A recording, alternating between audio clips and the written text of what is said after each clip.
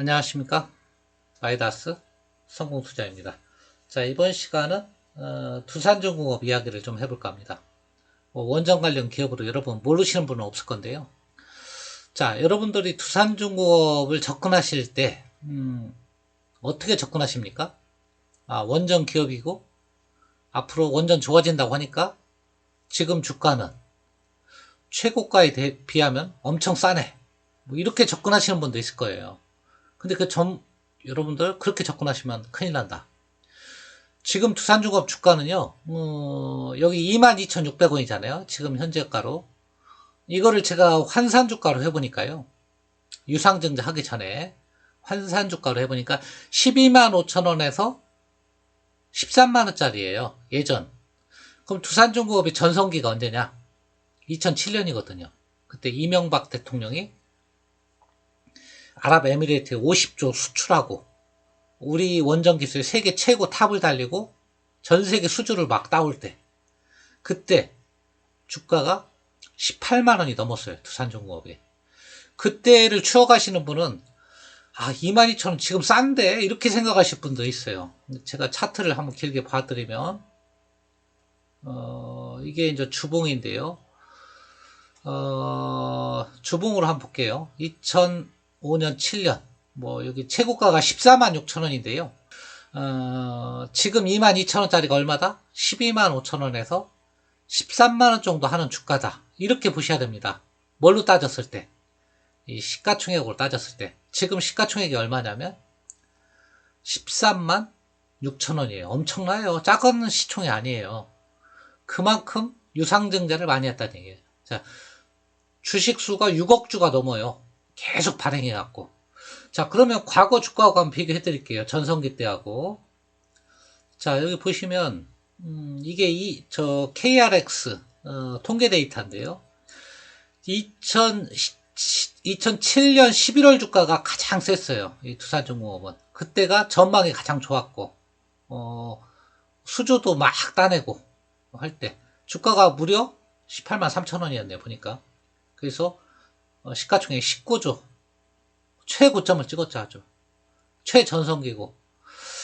자, 지금 시가총액이 얼마냐면요, 13조 4천억 이 정도니까요. 여기 12만 5천원에서 여기 13만원 사이, 이 정도 주가예요. 지금 두산중공업이. 그래서 여러분들이 두산중공업을 접근할 때 2만원이다 이렇게 접근하시면 안 된다.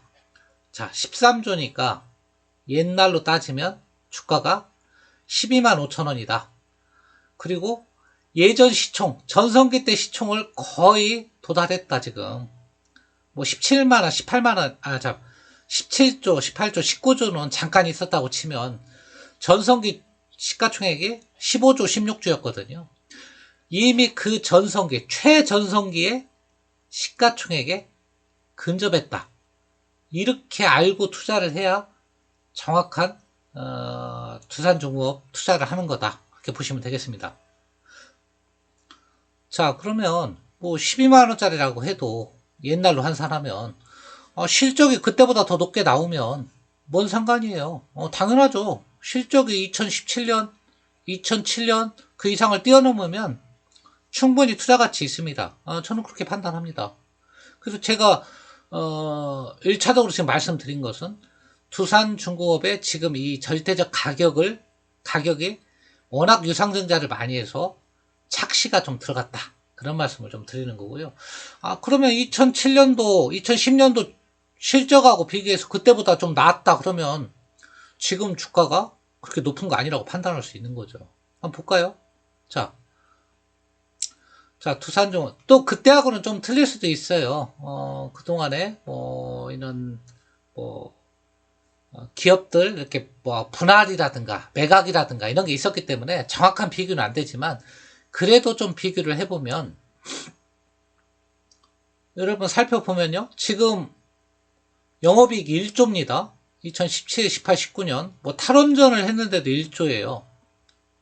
엄청난 실적을 낸 거예요. 그러니까 꼭 원전에서만 실적을 못 냈지만 뭐 다른 풍력이나 발전 설비나 이런 쪽에서 또 실적을 냈으니까 1조 정도 냈습니다. 영업이익. 자, 근데 순이익은 적자예요. 왜 그럴까 이거? 예. 워낙 부채가 많기 때문에. 그걸 유상증자를 통해서 부채를 갚아버렸죠. 뭐 두산 인프라코어 이런 거 매각하면서 빚 갚고 이랬잖아요. 유상증자하면서. 그래서 이제 본격적으로 플러스가 난 게 올해예요. 6천억 정도 수익을 냈어요. 정말 빚도 갚고 자회사 팔고 부채 갚고 이래가지고 난 게 6천억. 자, 그 당시 전성기 때 2007년도가 한 3천억 정도 했습니다. 이때가 전성기니까 한 3천억. 물론 그 당시하고 객관적으로 비교하면 안 되지만 일단 실적은 그 당시를 넘어섰습니다. 그러니까 지금 주가가 터무니없는 주가라고 볼 수는 없는 거예요. 자, 그 당시 영업이익률이 7%, 8%대 제일 잘 나갈 때 지금이 영업이익률이 7% 나온다고 하면 지금 주가 봐줄만 합니다. 이때 당시는 물론 성장률이 컸으니까 시가총액도 크게 나오는 거고요. 그래서 물론 지금 환산주가로 치면 한 12만원 정도 하는 거고요. 이때하고 비교하면 12만원 정도 하는 거고 그런 걸 다 감안하더라도 이런 정도의 실적을 내준다 그러면 지금 주가는 설명이 안 되는 주가는 아닙니다. 충분히 더 갈 수 있는 여지는 좀 남아있다. 이렇게 판단은 할 수 있겠다. 여기서 끝이 아니다. 이렇게 판단을 할 수 있겠습니다. 자, 그러면 뭐 2007년도하고 지금의 이런 두산중공업이 처한 환경은 어떠냐? 물론 그때보다는 안 좋습니다. 그때는 정부에서 진짜 뭐 적극적으로 세일즈까지 해줬잖아요. 전부 대통령이 뭐 세일즈까지 해줄 정도로 원전에 대한 기대감이 클 때였죠. 2007년도 이때부터 2010년도까지는 그때만큼 전방산업이 좋진 않습니다. 전방산업이 아니고 사업 환경이 좋은 건 아닙니다. 다만 그때보다는 두산중공업이 재무구조를 많이 개선했고 그 다음에 좀 뭐라 그러나 이 환경에 대한 이런 내구성을 좀 갖췄다. 자본 확충도 많이 했고 그 다음에 포트폴리오를 좀 많이 확장했다. 이런 측면에서는 긍정적이라고 봅니다. 그러면 주가가 이걸 생각해야 돼요. 지금 이제 탈원전에서 자꾸 후퇴를 하는 거, 물론 국내 보고 투자하는 건 아니지만 그 다음에 유럽이나 이쪽도 탈원전을 했다가 최근에 원자력이 친환경으로 가면서 다시 원전을 짓기 시작하죠. 하지만 2017년에서 10년도만큼 원전을 대대적으로 짓는 것은 아니다. 탈원전에서 후퇴했다는 그 정도지. 그러면 여러분들이 이때는 성장률이 막 반영됐을 때 2007년도에는 그때 성장률이 아주 장밋빛일 때 그때 간 시가총액이 한 18조 정도 했다. 18조 최전성기 때. 지금은 한 13조 정도 했다. 그러면 그 전성기까지 간다고 치면 우리가 봐준다고 치면 지금 추가적인 상승 여력이 어느 정도 남았느냐. 뭐 이거는 뭐 크게 과학적인 분석이라고 볼 수는 없습니다. 사실은. 하지만 추가적으로 한 3조, 4조 정도의 여력이 있으면 사상 최고가 요까지 근접한다. 그러면 지금으로 따지면 최대 잘 봐줘도 30% 정도. 그러면 거의 두산중공업이 갈 수 있는 최대치에 근접하는 게 아니냐 그런 생각이 들고요. 주가로 따지면 3만원 수준이죠. 2, 3원 6. 뭐 이 정도 가면 역사적 최고점 근처에 가는 거 아니냐. 뭐 원전이 그 정도까지 이렇게 붐이 일어날 거냐. 그건 아니라고 보죠. 그러고 보면 여러분들이 두산중공업 목표치를 어느 정도 봐야 되는가. 그런 걸 보고 판단을 할 수 있는 게 아닌가. 그런 생각이 듭니다. 자, 두산중공업 나왔으니까 기업 분석 간단히 해드리고 마칠까 합니다. 자, 뭐 최대 주주는 두산이죠. 뭐 당연히 오늘 뭐 두산에 또 여러 가지 이슈가 나왔더라고요. 박용만 회장이 지분을 다 판다 그런 얘기가 나왔고 두산에서 40% 가지고 있습니다. 자, 그리고 이 두산중공업은요 두산그룹의 중간 지주사 좀 역할을 해요. 비슷한 역할을 한번 볼까요? 그것도 여러분들 알고 계시면 좋아요. 자, 여기 보시면 두산중공업 지배구조 해가지고, 자, 지주회사는 당연히 누가 뭐래도 두산이죠. 두산이 지주회사고, 아까 40% 정도 가지고 있었다. 그렇게 보시고요. 그 다음에, 여기, 두산중공업이 여기인데, 두산중공업 밑에 이렇게 두산건설, 두산밥캣, 두산퓨얼셀, 그 외에도 여러 가지 회사 이렇게 많이 가지고 있어요. 그러니까 거의 중간 지주사예요. 중간 지주사인데 지분만 가진 중간 지주사가 아니고 사업을 겸하는, 그러니까 사업 지주사, 중간 사업 지주사라고 보시면 됩니다. 자, 두산중공업은 두산그룹의 중간 지주사 역할인데 사업을 하는 발전 설비, 산업 설비, 뭐 단조, 뭐 이런 원전 설비 같은 거 자체 사업을 하고 있는 중간 사업지주사 정도 역할을 하고 있다. 이렇게 보시면 되고요. 그 밑에 수많은 기업을 거느리고 있다. 이렇게 보시면 되겠습니다. 자, 다시 아까 분석 툴로 한번 가서 말씀을 드리겠습니다. 자, 간단하게 기업 내용, 그 다음에 기본적 분석 좀 살펴드리고 나왔으니까 얘기가 마칠까 하는데요. 자, 아까 영업이익, 뭐 순이익 이런 거 간단히 살펴봤는데요. 자, 1조 정도 했죠, 작년에. 매출액은 13조 정도 했고요. 시가총액은 13조 정도 하고 있다, 지금. 자, 그 다음에 계속 적자나다가 올해의 흑자 원년이고요. 자, 지금 PBR이 얼마 정도 되냐면 2.7배. 낮은 거 아니에요. PBR 2.7배. 그 다음에 퍼는 당연히 없죠. 마이너스 적자니까. 근데 올해 이제 선행, 올해 환산 PR로 계산하면 56배.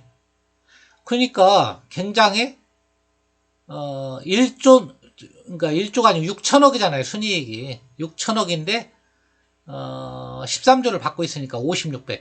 굉장히 가치평가를 높게 해주고 있는 거예요. 그러니까 절대 싼 주식이 아니라는 걸 제가 말씀드리는 거예요. 자, 주가 흐름은요, 작년 1년 대비 68% 상승을 했네요, 보니까. 그렇게 했고, 그 다음에 뭐, 최근 들어서는 뭐 크게 상승한 것도 없고, 크게 하락한 것도 없고, 한 5에서 7% 정도 상승을 했다. 뭐, 그렇게 보시면 되고요. 52주 최고가가, 아까 제가 말씀드린 게 이거예요. 환산주가. 3만원.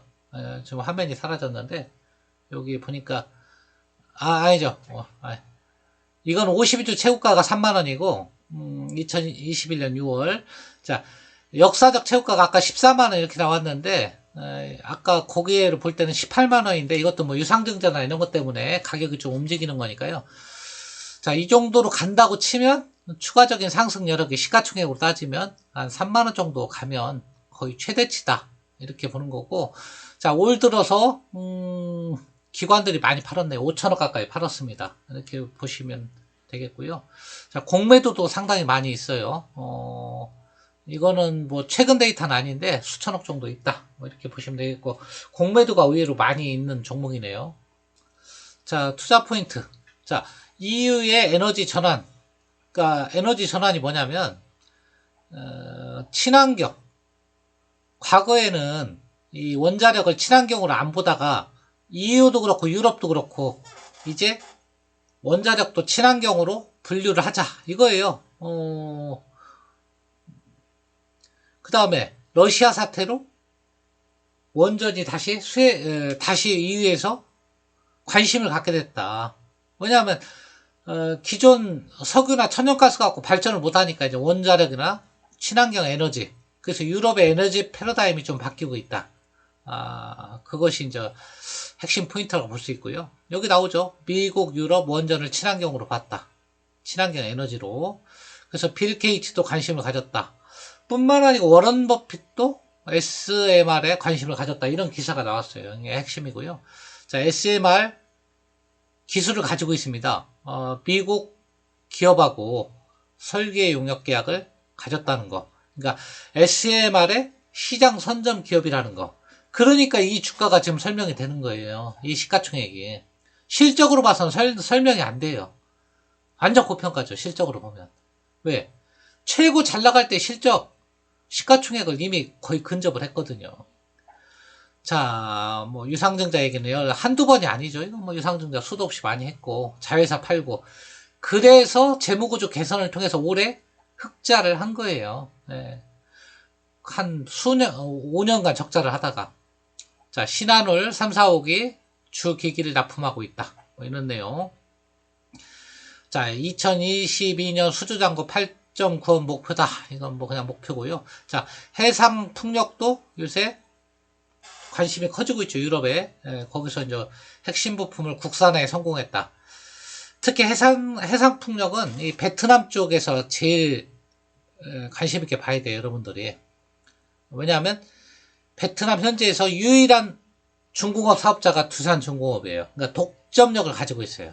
그래서 국내는 별거 없어요. 해상풍력 시장도 크지 않고 베트남 쪽, 이쪽 동남아 쪽, 이쪽에 여러분들이 해상풍력 쪽은 관심 있게 봐야 되고 원전은 국내 탈원전도 있지만 사실은 사우디나 유럽 이쪽 시장을 봐야 되는데 지금 환경이 우호적으로 바뀌고 있다. 러시아 우크라이나 전쟁도 약간 우호적으로 환경으로 만들고 있다. 이렇게 보시면 되겠습니다. 자, 모든 면은 좋아지고는 있는 건 확실합니다. 국내, 해외, 뭐 여러 가지 사업 분야도 마찬가지. 자, 그 다음에 원전 관련 뭐 공약의 최대 수혜주다. 뭐 이거는 뭐 다 아실 거고요. 탈원전을 선언했고, 그 다음에 정권이 바뀌면서 원자력이 조금 물론 그렇다 해서 국내 시장은 별거 없어요. 해외 세일즈가 이제 예전보다는 조금 나을 것이다. 그게 이제 그래서 올해 수주 목표를 좀 높게 잡은 것 같네요. 보니까. 자, 여기 보니까 원자력 협력 관계를 동맹으로 격상시키고 2030년까지 10기 이상 수주를 공약했다. 그리고 15조 원의 원자로 주기기 수주가 예상된다. 뭐 2030년이니까 까마득한 얘기니까 그냥 참고로만 보시고요.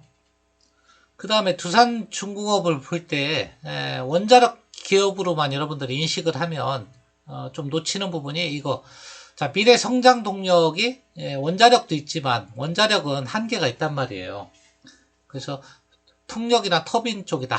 이런 내용이 나오고요. 그 다음에 현재는 국내에 주목할 계획이지만 여기 베트남 시장 있죠. 여기서는 독점 사업자라고 그랬잖아요. 그래서 이쪽 풍력 터빈도 두산중공업의 핵심 성장 동력이다. 여러분들이 보시면 되고요. 자, 두산중공업의 풍력 터빈 이렇게 8메가와트 풍력 터빈 사진이고요. 자, 여기 뭐 2022년 올해죠. 수주계획 8.9조 원으로 이렇게 유안타 증권에서 아까 말씀드린 분석해놨다. 그런 내용 여러분들이 그러니까 수주 전망이 밝다. 이렇게 보시면 되고요. 자, 간단하게 프로젝트 내용 보면 괌 복합화력, 한림 해상풍력, 사우디 단조공장, 그 다음 이집트, 창원, 사우디 담수화 플랜트 뭐 이런 프로젝트들이 있네요. 보니까 굉장히 올해는 수주 전망이 밝다. 이렇게 보시면 되겠고요. 자, 두산중공업 수주잔고 추이 및 신규 수주 전망해갖고 이렇게 차트로 봐야 좀 쉽게 보이는데요. 이렇게 하다가 올해부터 이게 올해 차트가 여기죠. 8.9 여기는 8.9조가 아닌데요. 보니까 억, 10억, 100억처럼 18조 정도. 이건 이제 전 부문 합쳐서겠죠. 그죠? 자, 올해 보니까 18조 정도, 여기 20조 정도 신규 수주 전망. 아까 8.9조는 그러면 원전 부분만 해당이 되겠죠. 이건 전체 수주잔고 수주 전망이니까. 자, 그래서 여러분이 참고로 올해 수주 전망 원전뿐만이 아니고 뭐 중공업 쪽에서도 수주 전망이 높다 이렇게 보시면 되겠죠. 그 다음 보면 이것도 여러분들이 참고하시면 돼요. 그 자회사 IPO 있잖아요. 아까 중간 지주사 역할을 한다고 그랬는데 자회사가 굉장히 많은 거 보셨죠 아까. 자, 여기 자회사 두산중공업 두산건설, 바켓은 다 됐고요. 이거 색깔로 안 칠해진 거 있잖아요. 이런 것들. 두산 큐벡스, 두산 메카테, 두산 그리드테. 뭐, 이런 자회사들이 IPO 하면서 또 기대감도 나올 수 있다. 이 색깔 칠해진 건 이제 상장이 된 거고, 이런 비상장 자회사들, 이런 것들, 이런 것들이, 이제 말 그대로 나중에 IPO를 하면 그때 또 관심을 또 받을 수 있다. 뭐 그런 내용이죠. 자회사 IPO도 기대가 된다. 자, 이상 뭐 좀 살펴봤는데 정리해서 말씀드리면, 첫째, 두산중공업, 업황이 좋아지고 있지만, 항상 염두에 둬야 될 거는 여러분들이, 지금 주가에 대한 착시 현상을 조금 버려라. 22,000원, 옛날 주가로 따지면 12만원이다. 이렇게 생각하시라는 얘기예요. 그렇게 하고, 여러분들이 주가를 바라봐야만이, 차고 없다. 왜냐하면, 자꾸 22,000원 생각하면, 아까 제가 보여드렸죠, 뭐, 14만원, 18만원도 했는데, 지금 너무 싼 거 아니야? 혹시라도, 이런 분은 안 계시겠지만, 그런 분들이 계실까봐 말씀드리는 거예요. 자, 시가총액이 13조인데, 역사상 최고 잘 나갈 때가 18조, 19조였다. 그죠? 18에서 19조, 아까 보여드렸잖아요. 주가가 18만원 정도 할 때. 근데 그 환산주가 있기 때문에 뭐 사상 최고가는 14만원으로 나오는데, 그거는 그냥, 증자라든가 이런 것 때문에 환산주가에서 이렇게 좀 차이가 있다. 이렇게 보시면 되고요. 하여튼 보면, 이 시가총액으로 보면 18조, 19조가 역사상 최고점이었다. 이렇게 보시면, 과연 지금의 13조 시가총액이 그때 당시를 넘어설 수 있느냐? 물론 넘어설 수도 있습니다. 다만, 그렇게 장밋빛으로 볼 것만도 아니다 이거죠. 유럽 상황이나 풍력 같은 경우는 베트남 상황 이런 것을 살펴보면서 얘가 사상 최고가를 넘어설 거냐. 제가 말씀드린 건 주가로 사상 최고가가 아니고 시가총액으로 사상 최고가를 넘어설 거냐. 그걸 여러분이 판단하시고요. 그래서 목표 주가를 볼 때 저는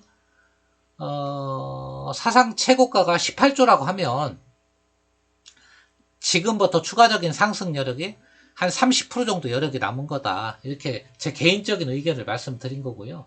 그러니까 지금 주가 뭐 더 갈 여지는 충분히 있다고 봅니다. 다만 그렇게 여러분들이 예전 생각에서 2배, 3배 갈 것이다. 이렇게 생각하면 괜히 잘못된 생각이다. 이렇게 말씀을 드리고요. 자, 조금 두서없이 말씀드린 감이 있는데 결론은 뭐 두산중공업 업황은 좋아지고 있다. 다만 그에 따른 높아진 시가총액은 상당히 부담감이다. 그리고 주가가 역사상 최고가에 근접했다. 거의 근접했다. 이명박 당시에 2007년 주가 아니면 2010년 주가에 거의 한 80%, 70%까지 근접을 했다. 과연 그때 당시 원전 전망만큼 지금 두산중공업이 사업 환경이 좋은 거냐?